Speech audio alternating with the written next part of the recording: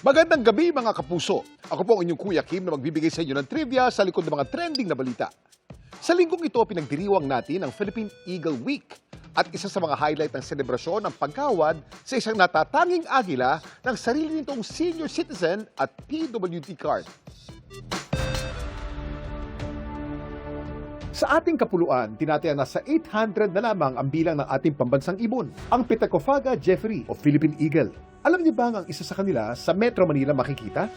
Sa nakalipas na 17 taon, ang Ninoy Aquino Parks and Wildlife Center dito sa Quezon City ang nagsilbing tahanan ng Philippine Eagle na si Girlie. Her cage ngayon, it simulates more or less yung natural setting. He's thriving here. No? Girlie has regular check-up. We have a caretaker, nag-observe sa kanyang behavior, health status, pagpapakain. Taong 1982, na-rescue ang Noy sugatang si Girlie sa kagubatan ng Talakag, Bukidnon. Ang isa sa mga tinamo nito sugat, nagdulot ng permanent blindness o pagkabulag sa kanyang kanang mata. Dahil dito, mahirapan raw siya makasurvive sa wild. Kaya minabuti ng mga eksperto na i-turn over siya sa DENR at kalaunan sa Philippine Eagle Center sa Davao para doon alagaan at i-rehabilitate. Taong 2009 mula Davao, nilipat si Girlie sa Ninoy Aquino Parks and Wildlife dito sa Quezon City. Sa nakalipas na halos 2 dekada, si Girlie lang ang tanging Philippine Eagle na matatagpuan sa Metro Manila. Siya rin ang nagsilbing poster bird at ambassador ng Ninoy Aquino Parks and Wildlife para sa Philippine Eagle Conservation. Sa taong ito, tinatayang nasa 45 to 46 years old na si Girlie. Kaya siya tinuturing na oldest known Philippine Eagle in captivity. Ang pambihirang milestone na ito sa buhay ni Girlie, kinilala kahapon sa Philippine Eagle Week celebration. Mga kapuso, nandito tayo ngayon sa Ninoy Aquino Parks and Wildlife Center sa Quezon City para ipagdiwang ang Philippine Eagle Week 2026. Isa po ako at ang aking misis na si Feli na naimbitahan sa napakahalagang okasyong ito. Mamaya makikita natin dito si Girlie. Siya ay simbolikong gagawaran ngayon ng Quezon City Identification Card. That conservation belongs to everyone.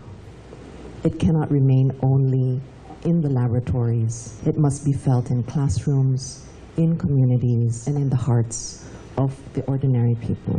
Alam niyo po, ang Philippine Eagle, pag nakita niyo up close, may in love kayo. Our Philippine Eagle is the most beautiful, the most majestic bird that you'll ever see if you see it up close. Napakaraming trivia tungkol sa Philippine Eagle eh. Alam niyo ba, nung unang panahon, ang tawag sa Philippine Eagle ay ang monkey-eating eagle. Up until 1978, it had to take a presidential proclamation to change the name to the Philippine Eagle as we know it today. Isa lamang ang kanilang mate hanggang sila ay mamatay. Ang Philippine Eagle, hanggang 60 years, minamahal yung isa lamang, yung kanyang asawa lamang. That's for you, Feli.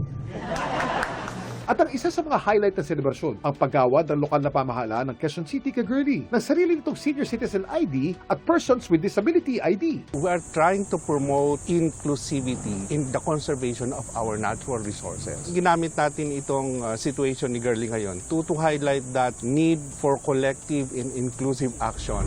At alam niyo bang may isa pang napakahalagang milestone sa buhay ni Girlie? Kuya Kim, ano na? Taong 1981, natagpuan sa Taiwan ang Philippine Eagle na pinangalan ng Chai.